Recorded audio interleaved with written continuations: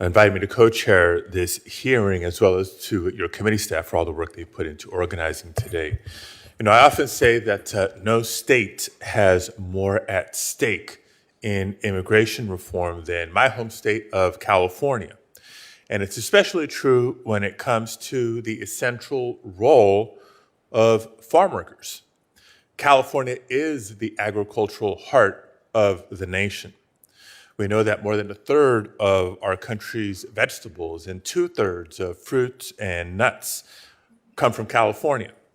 In fact, farmers in California, not just in California, but especially in California, struggle every year to hire as many farm workers as they need to pick major crops. That's been the case since prior to the pandemic. That's why our agricultural industry has relied for decades on the labor of immigrants. If we look back in our nation's history and recall that during both our major world wars, immigrants kept our country fed. We'll recall the Bracero program, for example, which brought millions of temporary workers to California at the time. We also reflect on the 1960s, when California's immigrant farm workers led a historic boycott to fight for safer working conditions.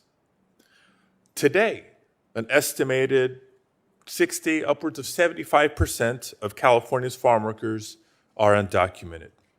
Now, these dedicated individuals work back-breaking jobs for hours on end to give their families a better chance in life and to feed all of our families across the nation.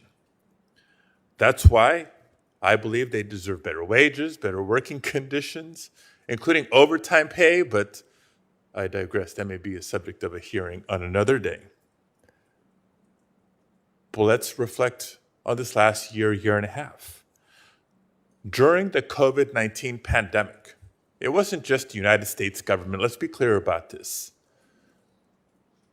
Donald Trump's Department of Homeland Security deemed farm workers essential workers. Think about what that means. Formal recognition by the federal government that farm workers, regardless of immigration status, are critical to our nation, critical to the food supply, critical to our economy. We can't live without them. I think that was the case long before the pandemic, but it was formalized during the COVID-19 pandemic. It's no surprise that despite the challenges of COVID, farm workers continue to show up for work, despite the triple threats of the pandemic, extreme heat waves, and record-breaking wildfires.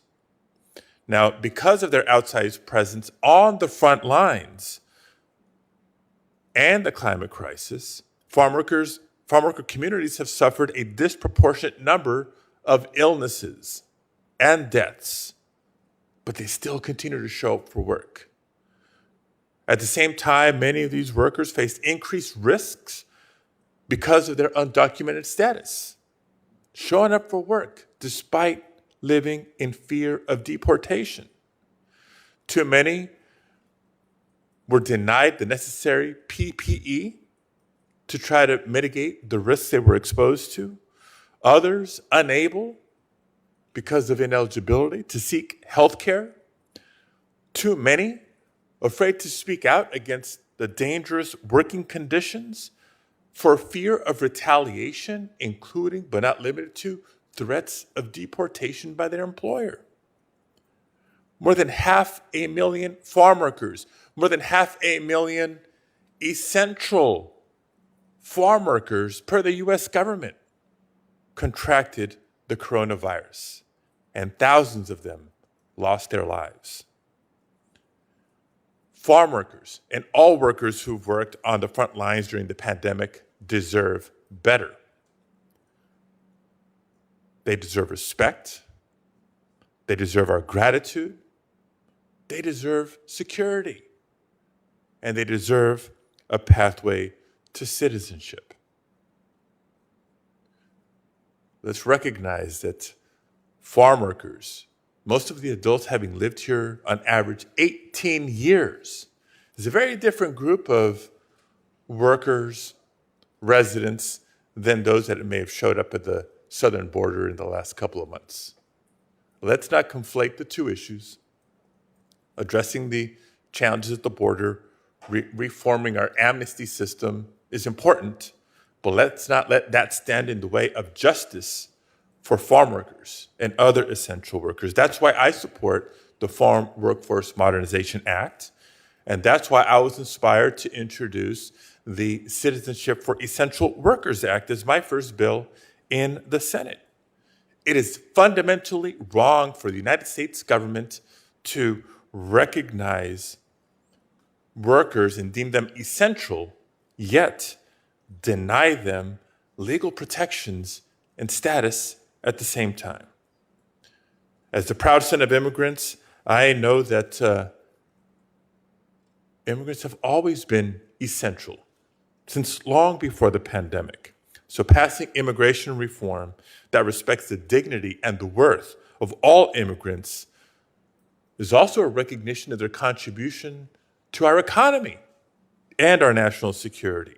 So I look forward to today's hearing, to hearing from the witnesses, and to making it clear what Congress can do to act to ensure farm workers have these basic rights and protections. Thank you. Thanks, Chairman Padilla. The ranking member of the Immigration Subcommittee, Senator Cornyn.